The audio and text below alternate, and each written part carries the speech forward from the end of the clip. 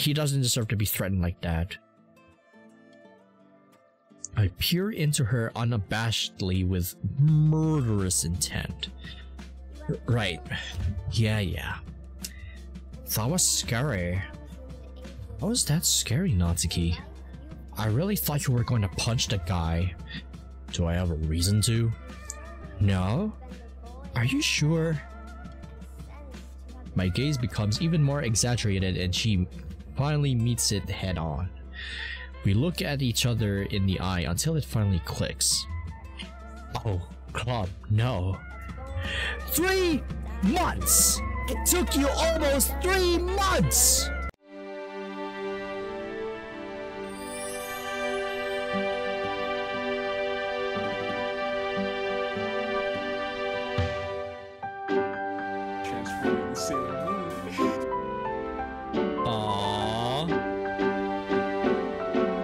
You already said that. And we are back for more Doki Doki Triple Trouble. And last time, let's just say we had a good movie night with Natsuki, and now we're shopping for some college books, and here we are face to face with the man, the myth, the legend, Kazuya. And well, seems that him and Nat are no longer a thing, I assume, and oh boy, and I do have several questions on why, what, and how that happened. So hopefully we can have that answer in this episode. So let's get right to it. I can't believe you're saying all of this in front of your ex, man. I'm not. I look down and around to notice Nat is nowhere to be found. It's freaky how she just disappeared like that. Yeah, just teleported right off like an Enderman. I guess it's just us, huh? Sheesh, she didn't last long.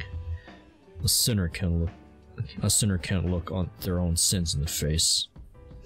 I'm gonna level with you here, Finn.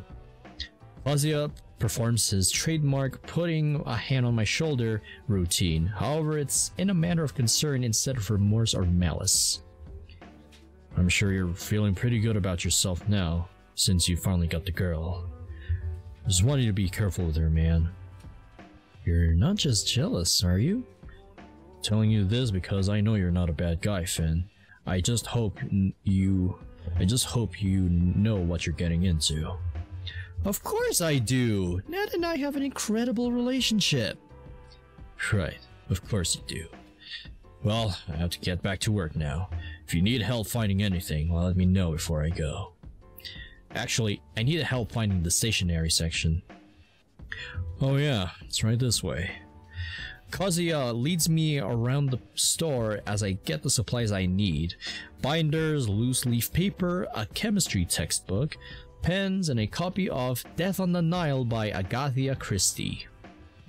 After telling him thank you, I head over to the cashier to check out before exiting the store with my newly gotten gains. As I'm greeted with the more formidable cold of the outside world, I spot a bundle of pinks seated on a bench not too far from the store. Yo! I hustle over to her, feeling butterflies in my stomach and veins popping in my head. What the heck was that all about, Natsuki? Why did you leave me with your ex? Hey, don't yell at me like that. You're right, I'm sorry. I try taking deep breaths to calm myself as I sit next to Nat on the bench. The air around us becomes stagnant as the wind dies down. Seriously though, why did you leave me in there? Kazuya's not that mad anyway. Dude, it's whatever. Drop it. Seeing that you said it's whatever, I'm inclined to think that it's not. What? Do you think I'm one of those girls who say the opposite of what they mean? Yes.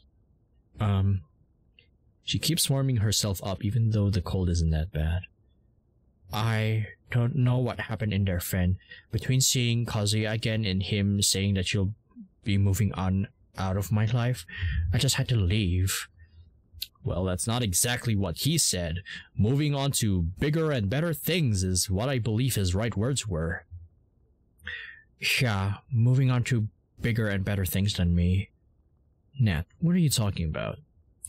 You know what I'm talking about, Fen! Whoa.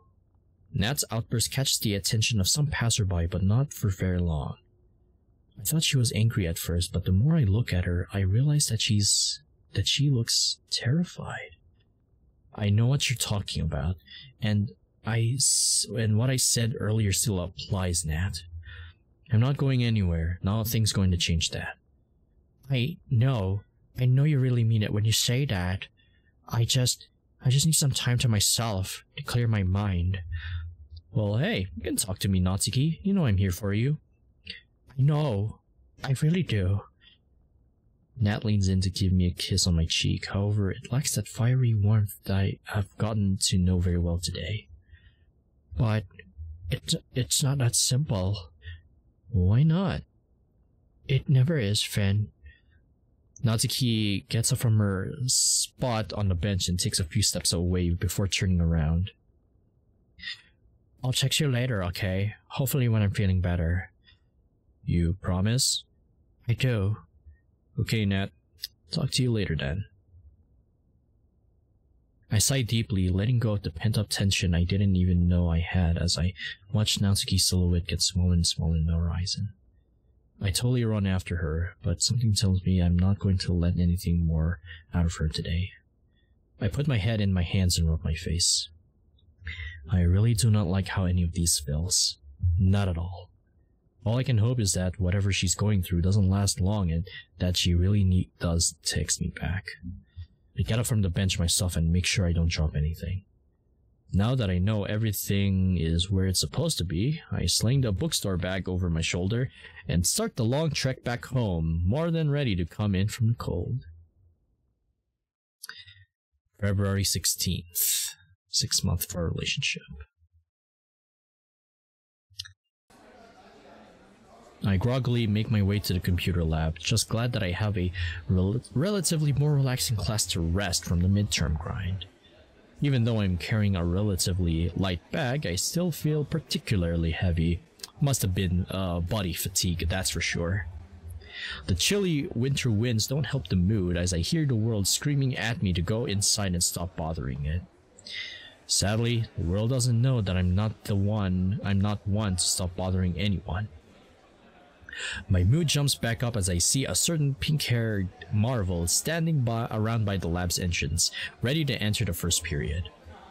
At the very least, I know that I'll definitely be filled with energy by the time she makes any kind of move. I try to prepare myself to start our little back and forth, however, I stop my steady approach as I see another figure approach her. Hey, cockmuncher. Oh, hello, knockoff Super Saiyan. Carl's scrawny body tries to stand tall and make an impression, however, his attempts fall short. I'm no cockmuncher. I'm a professional manly man. Yet, it seems that the impression landed on its intended audience. Oh, her face! Tell that to your dainty girl hands. I see Nat hunch over in laughter, seemingly bemused by his whimsical attempts at masculinity. These are girl hands. These are portable. Hands are already portable, dumbass. Yeah, but these, I could put them in her back pocket, no problem. Excuse me? Unless if you don't want to shove it up in her butthole that happens not to have a certain something inserted in it. The computer science teacher unlocks the door and lets the students' tired corpses drag themselves in. The lively couple in the back take their sweet time, however. The noisiness of the stomping students drowns out the sounds of the conversation, but their bodies tell enough of their story. She leans into him, allowing him to wrap his arms around her tiny waist. His fingers twinkle and twirl, messing with her blazer. His hands fall down as I see their grip grow tighter. And then I see it, just for a split second. Those ugly, twingy fingers digging into her fatter skin, making their print on her. I blink and see them enter the room, almost as if it was just in my imagination, but I know better. Oh, looks like now we have another candidate that is not Kazuya. She didn't even flinch. Not even a modicum of shock in her movements. Oh. It's like those fingers were resting on a familiar ground. Maybe they rested on the edges I left on her? What? What the f? I click away on the computer. Programs and tabs fly open every other second as I try to keep track of them all. Each one presents a flood of information that all compete for my attention. I already know what each one holds, but I still can't help but feel overwhelmed. Finally, I click on the coding space of my assigned project as I prepare myself to put the finishing touches on it. I mindlessly type away the lines of code I think are necessary to tie this monstrosity together in a comprehensible package. I see some comments that the teacher left in the program telling me that the code is needlessly complicated and will bug out horrendously when run. Like, what? Am I supposed to start over and give up all that I've worked on with this? Hey, if it ain't broke, don't fix it. At least it works, right? At least it works. Oh, man. And also, that's another reason why I left IT and, well, pursued that other college course that I dreamed of from the very start. I was never able to write a program like this before. I'm not going to give up on it. With the last lines of code typed out, I'm ready to start running this beast and iron out all the kinks. A tap of F5 and an error message pops up reminding me that a small syntax error on the line 1267. That's okay, just a syntax error. I polish it up and rerun the program. Another message pops up telling me of an unhandled exception type on line 2108. Alright, that's fine. I'll figure it out. Yeah, that's fine. That's really fine. Sure, why not? As a former IT student, sure, I'll figure it out. Don't worry about it. I try a quick, easy fix and rerun the program. Another error. IT, people! IT. I try to fix that one and rerun it again. Another error. Once more. Another error. They keep popping up no matter what I do. Keep calm, I can just keep fixing it. F5 and run. Another error. Everywhere I look, there's more and more faults. I can fix it! If I have a golden hammer, wouldn't that fix things a lot more easier? Oh, as long as it doesn't have the Ralph virus, sure, fine, that's alright. Hopefully there would be a Felix program to fix all that. I can. So I keep trying, but it keeps failing. I want this to work. Why would it work? Another error. Another fix. Another error. Another fix. Another error. Another error. Another error! I try my best to keep my anger at bay as I'm seconds away from violently pounding my table. What am I supposed to do? Everything I try just makes things worse. I want to fix this. I have to fix this. I don't have any other options. But I can't. I can't keep fixing what's been broken from the start. My head falls to the table as my thoughts weigh me down. Do I start over? I can't just do that. Where would I even start? I look over to Natsuki, who's chatting it up with him. They're laughing and smiling, and I'm right here, wallowing in my own mistakes, having a quiet meltdown over some lines of code. Natsuki rolls over to me, sporting a wide, unaware smile. Hey, babe. I didn't see you coming into the room. I came when class started. At least you weren't late. She peeks over to my computer screen while my eyes continue to stare daggers at her. Is that your project? It looks really rough. Yeah, it sure does. So, are you gonna fix it? I'm starting to realize that I don't think I can. Oh, come on. Give it a shot. No. I don't think I will. Well, if you're Frey... She rolls over even closer to me, invading my personal space. You have a super sweet girlfriend who is, by the way, not wearing any underwear. Awooga? Awooga booga? Oh, no. No! No! No! We gotta still be on that Sigma grind of fixing that code, people. So he grabbed your bare butt. Okay. Okay. Okay. How about if your brain is running right now, we can fool around? Really? My voice fades into the back of my throat, leaving me sounding like a pile of burnt gravel. That offer seems tempting, but I'm currently having an AP conversation with my computer, so how about you see yourself out of it? Yeah. You're in a mode. Are you okay? I'll be okay once I have this done. Don't worry about it. Don't worry about it. Okay. I love you. Yeah, thanks, Natsuki. She pitifully rolls away back to her seat, which is conveniently next to the spiky-haired weasel. Look at her. She doesn't even bother with hiding it. She doesn't even bother. So, why do I? Why do I keep bothering myself with her? My lines of code stare into my soul.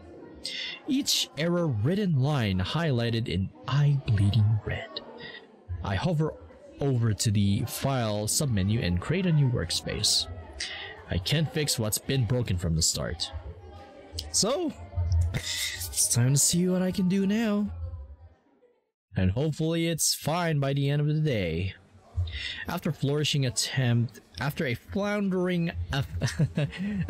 at starting over my program, I exit the dark computer lab into the bright morning of the outside world. Natsuki leaves Carl's side to greet me. Hey babe, are you doing better now? Sure, yeah. What? Little Finn? Feeling under the weather or something? Shut the fuck up, man, I'll fucking kill you. I almost jump at him, but Natsuki gets in the way of my flying fist. Man, what the heck? Whoa, damn, you okay, man? Carl, leave. I need to talk to Finn alone. Alright, yeah, keep your guy in check before he goes all ape on us. Yeah, it's not like he's gonna go primal on us like he's Optimus Primal. Optimus Primal Maximize. Now that was what I said! Oh, no! Okay! Okay, now I regret making that joke now. I am so sorry. I'm tempted to just throw Natsuki at him and kill two birds with one stone, but I calm myself down. There's no need to sully my permanent record. What are you doing throwing your hands up like that? It's nothing. He's just annoying. I know you don't like him, but he's my friend. And he doesn't deserve to be threatened like that.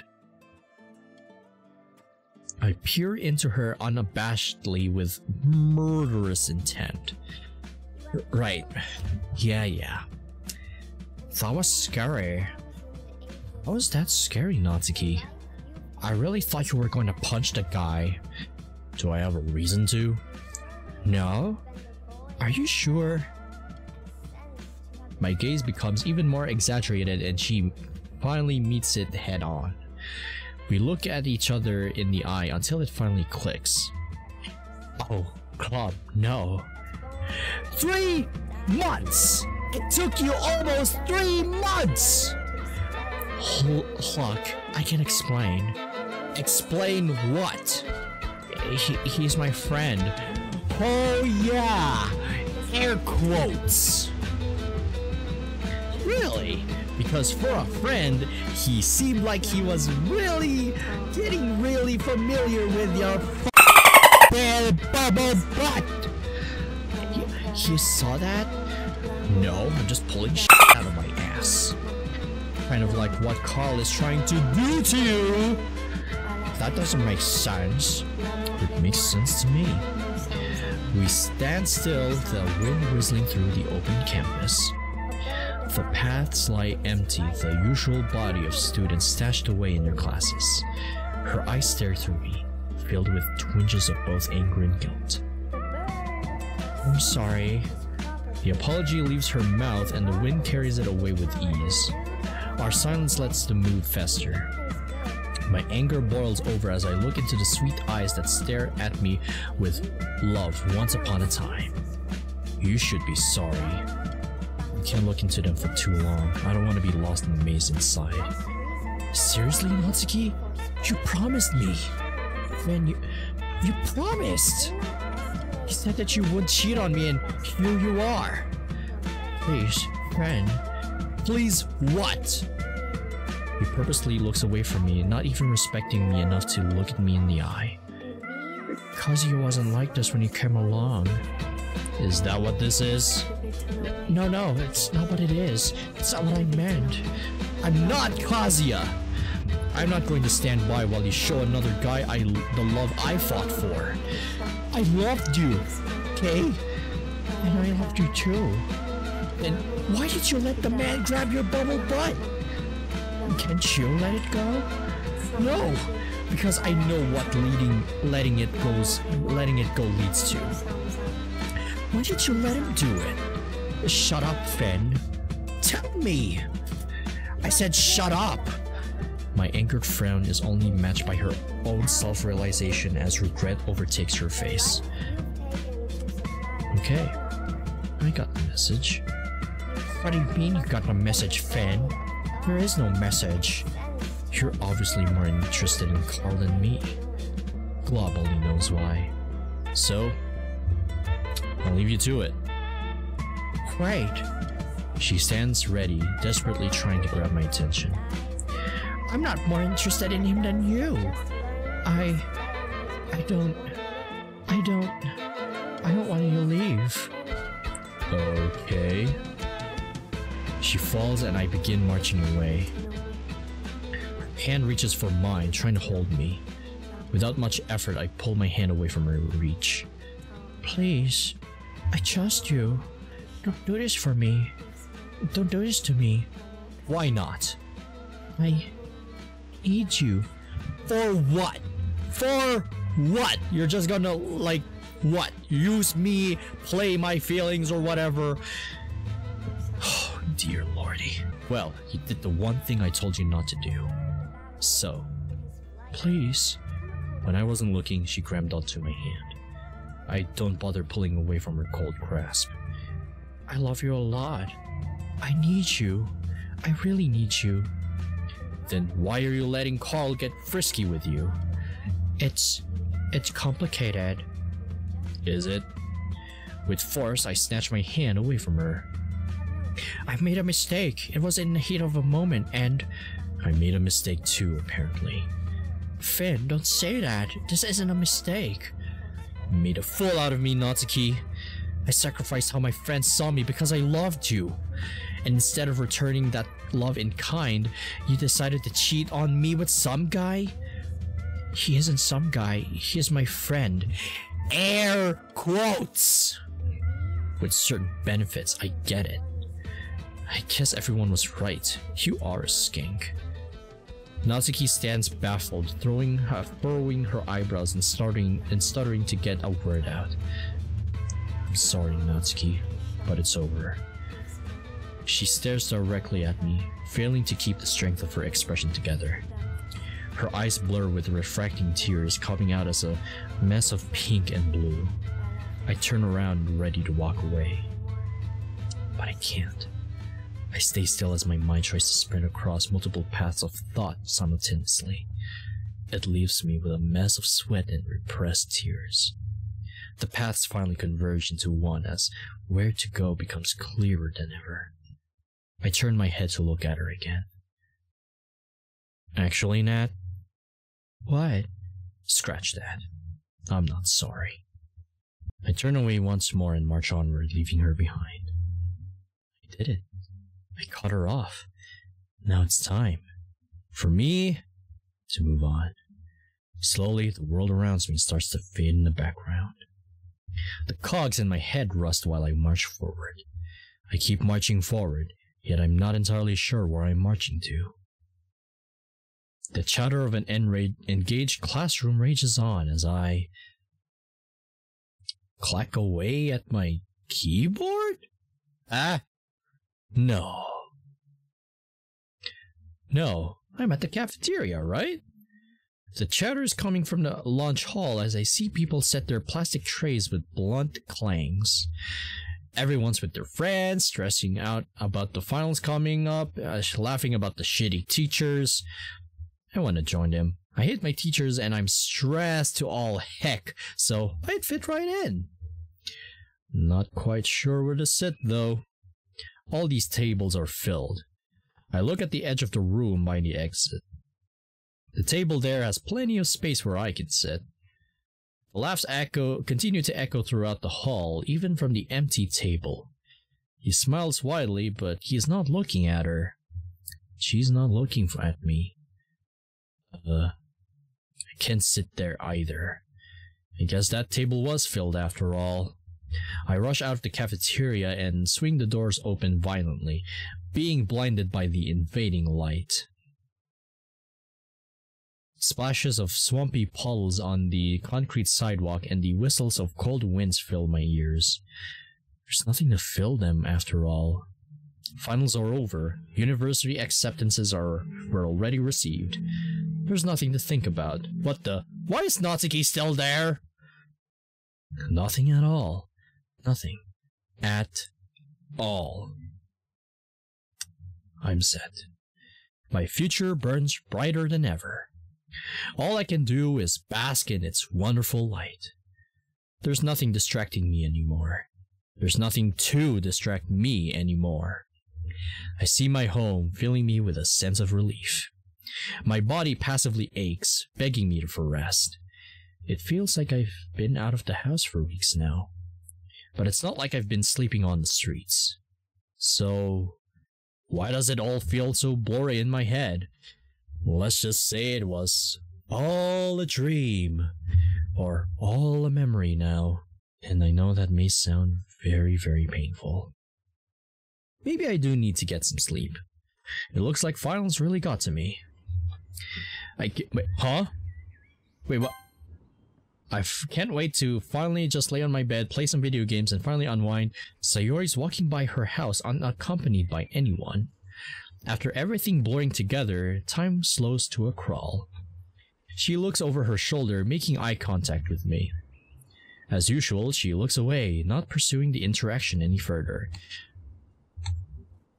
Oh right, I was going to say hello Sayori like I'm cheerful in my cheerful self, but now things have gone to heck and I'm not in the mood because of course we still have unfinished business now that was over since Natsuki cheated on me, and now here we are.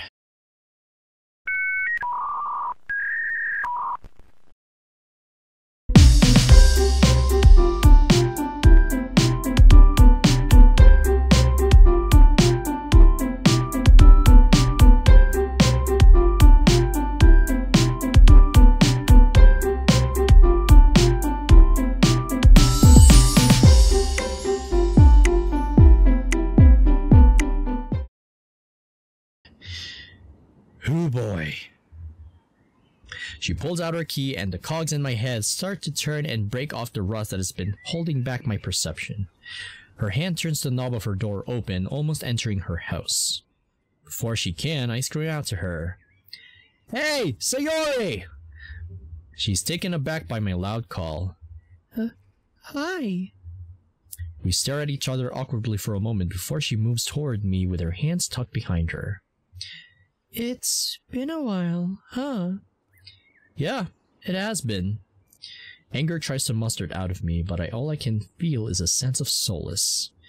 We should, you know, catch up? I can see she wants to play along and make up like we always do, but it's obvious she can't set aside everything that's happened between us. I don't know, Finn. We're not exactly on the best terms. I know, but you should catch me up anyway. Even if you hate me. I don't hate you. I don't either. So I start scrambling to find something appropriate to say. My mind draws on a blank. Coming home immediately after school finished hasn't given me enough time to reciprocate my fatigued mind. I am so sorry I don't know how to say that word. However, taking notice of that fact gives me something to latch onto and ask her. Shouldn't you be at the club right now? Finn, finals week is over. The club should be back in order, right? Yeah. She struggles to keep eye contact as her lips constantly part and close. No, it isn't. The club disbanded, Finn.